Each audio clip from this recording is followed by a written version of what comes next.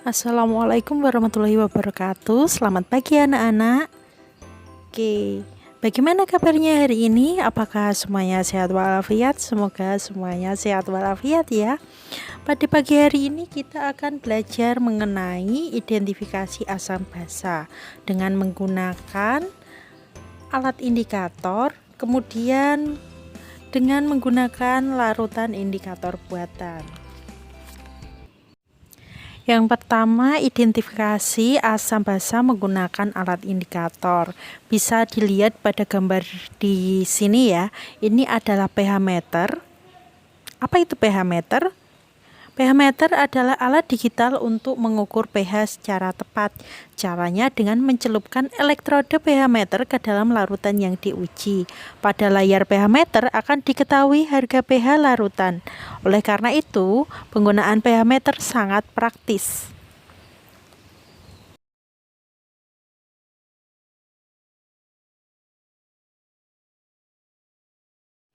Kelemahan pH meter ini adalah sulit menormalkan alat yang telah digunakan ke posisi 0 karena adanya sisa larutan yang masih menempel pada elektrode dapat mengakibatkan larutan baru yang hendak diuji terkontaminasi sehingga nilai pH larutan yang diuji menjadi kurang tepat.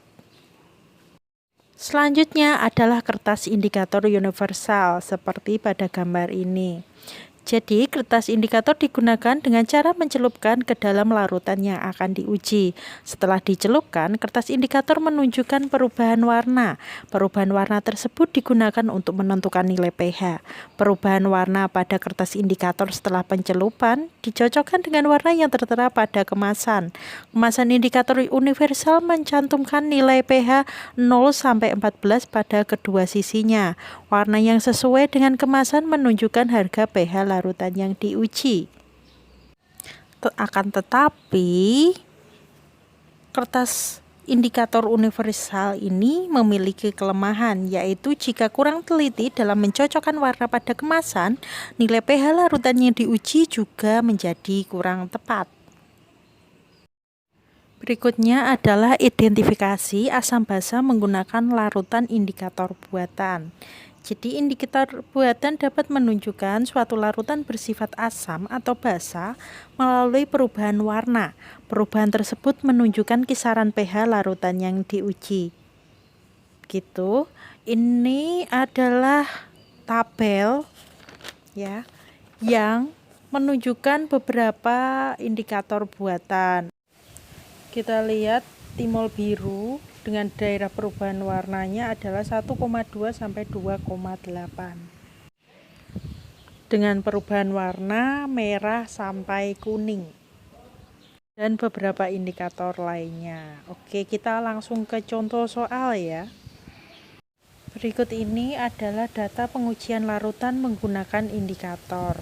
Yang pertama indikator lakmus, trayeknya adalah 4,5 sampai 8,3, perubahan warnanya adalah merah sampai biru. Menurut hasil pengujian, warna yang dihasilkan adalah biru. Kemudian metil merah 4,2 sampai 6,2. Perubahan warnanya adalah merah sampai kuning. Hasil pengujiannya adalah kuning. Kemudian indikator brom timol biru, trayek pH-nya adalah 6 sampai 7,6. Perubahan warnanya adalah kuning sampai biru. Warna yang dihasilkan adalah biru. Kita buat seperti garis bilangan ya. Yang pertama itu hasilnya biru, jadi di sebelah kanan. Perubahan warnanya di sebelah kanan, maka kita menggunakan trayek pH 8,3 ya. Nah, kita buat seperti garis bilangan seperti ini. Kita tulis 8,3 karena kanan, maka kita menuliskan panahnya ke kanan. Kemudian indikator yang kedua adalah metil merah, hasil pengujiannya adalah kuning. Trayek perubahannya adalah merah kuning, jadi kuning di kanan. Kita memakai trayek pH yang nilainya di sebelah kanan yaitu 6,2. Tulis 6,2 di garis bilangan, kemudian kita membuat panahnya ke kanan ya, karena arahnya ke kanan menurut trayeknya. Berikutnya adalah indikator Promtimol biru, hasil pengujiannya warnanya biru ya. Perubahan warnanya biru di sebelah kanan, kemudian kita pakai nilai trayek pH-nya adalah 7,6 yang di sebelah kanan.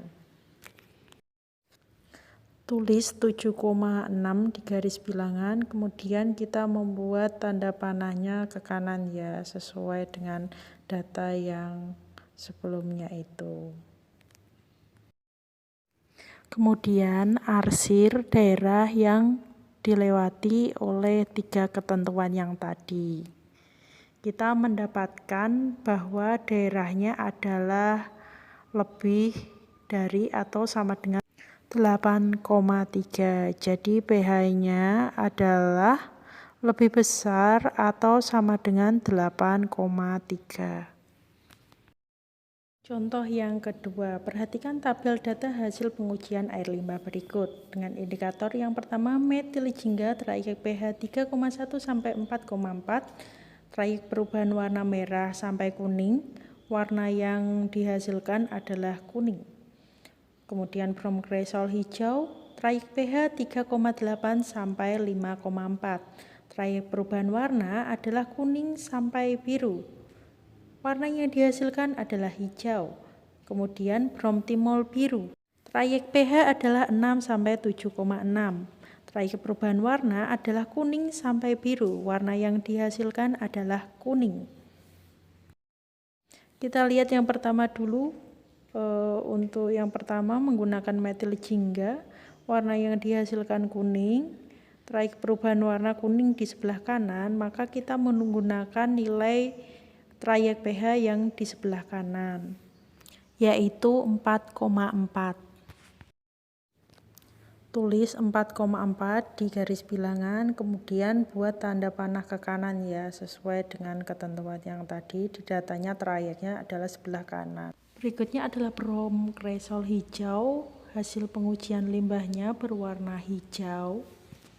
Hijau ini adalah warna campuran kuning dan biru, maka trayek pH yang dipakai adalah antara 3,8 sampai 5,4. Tulis di garis bilangan ya, 3,8 sampai 5,4 seperti ini. Berikutnya adalah Promtimol biru, hasilnya pengujian limbah kuning ya. Kuning itu ada di trayek perubahan warna sebelah kiri, maka trayek pH-nya kita pakai yang sebelah kiri yaitu 6,0. Tulis 6,0, kemudian beri panah ke arah kiri pada garis bilangannya ya, karena trayeknya tadi yang kita pakai sebelah kiri. Kemudian arsir daerah yang dilalui 3 garis bilangan tadi. Kita dapatkan daerahnya yaitu antara 4,4 sampai 5,4. Jadi pH-nya lebih besar atau sama dengan 4,4 dan lebih kecil atau sama dengan 5,4. Sekian pelajaran hari ini, jangan lupa subscribe. Nyalakan tombol loncengnya, like, share, dan komen. Assalamualaikum warahmatullahi wabarakatuh.